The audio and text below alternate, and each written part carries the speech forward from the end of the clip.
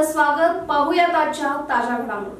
कामगारांच्या हक्क आणि हितासाठी 1889 मध्ये पहिल्यांदा 1 मे रोजी कामगार दिन साजरा करण्यात आला. कामगारांना समान काम आणि समान वेतन असा कायदा करण्यात आला. आता महात्मा गांधी नरेगा योजनेचा कित्येक गरीब कुटुंबांना आधार झालाय असं मत तालुका पंचायतीचे कार्यकारी अधिकारी के.एन. वन्नूर यांनी व्यक्त केलं. इंगळी तालुका चिक्कोड येथील ग्रामपंचायतीच्या नरेगा कामाच्या ठिकाणी कामगार दिन कार्यक्रमात ते बोलत होते. श्री वन्नूर म्हणाले, नरेगा योजनेत महिला कामगारांची संख्या वाढते.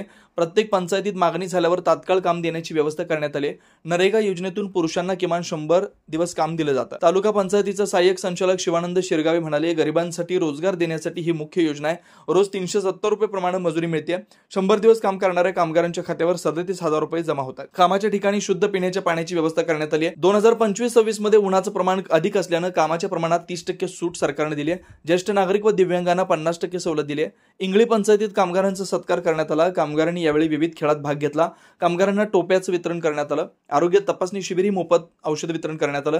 कार्यक्रमात ग्रामपंचायत अध्यक्षा सुमन शेळके, उपाध्यक्ष Vandana Kamble, PDO S H. Siddhappa, Jivaji Kulkarni, EIC संयोजक रणजित कर्णिक, डॉक्टर सुधीर भोले, अज्जप्पा तळवार, डॉक्टर महेश कुंभार आदी उपस्थित होते. उपस्थितांचं स्वागत सुरेश मेत्रे यांनी केलं तर आभार कल्लाप्पा कांबळे यांनी केले. राजकीय, सामाजिक, आर्थिक असा सर्व घडामोडींचा आढावा पाहायला विसरू नका SB न्यूज चॅनल आणि नक्कीच सबस्क्राइब करा.